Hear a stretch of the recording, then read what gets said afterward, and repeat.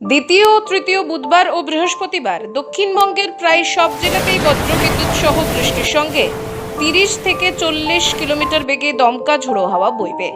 চতুর্থ দিন অর্থাৎ শুক্রবার বৃষ্টি বাড়বে।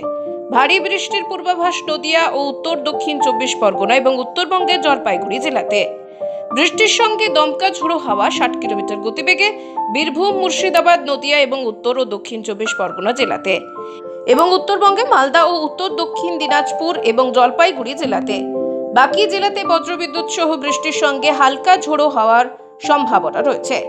পঞ্চম দিন অর্থাৎ শনিবার বজ্রবিদ্যুৎ সহ বৃষ্টির সঙ্গে 40 থেকে 50 কিলোমিটার গতিবেগে দমকা ঝোড়ো হাওয়া বওয়ার সম্ভাবনা রয়েছে। ঝড় হবে পূর্ব মেদিনীপুর ও উত্তর দক্ষিণ 24 পরগনা জেলাতে। দক্ষিণবঙ্গের বাকি জেলাতে এবং উত্তরবঙ্গে বৃষ্টির সঙ্গে হালকা ঝোড়ো হওয়ার সম্ভাবনা রয়েছে। বাংলাদেশ ও মধ্যপ্রদেশের ঘূর্ণাবর্ত রয়েছে। ওড়িশা থেকে রাজস্থান পর্যন্ত বিস্তৃত হয়েছে, যে অক্ষরেখা ছত্তিশগড় এবং মধ্যপ্রদেশের ওপর দিয়ে গিয়েছে। এ টানেই প্রচুর জলীয় বাষ্প ঢুকে পড়েছে এ রাজ্যে। আগামী 24 ঘন্টায় মৎস্যজীবীদের বাংলার উপকূলে সমুদ্রে যেতে নিষেধাজ্ঞা রয়েছে।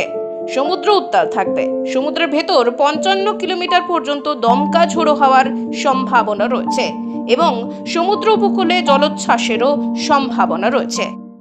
7 থেকে 11ই মে সাউথ বেঙ্গলের সবকটি জেলাতে light to moderate rain with thunder activities. 12th মেতে light rain with thundery activities all district south Bengal.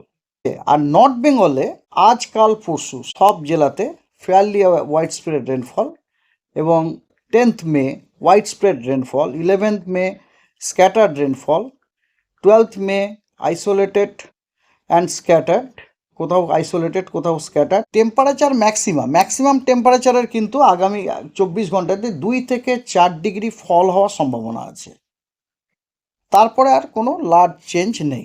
এই মুহূর্তে ম্যাক্সিমাম টেম্পারেচার বাড়ারই কোনো সম্ভাবনা নেই।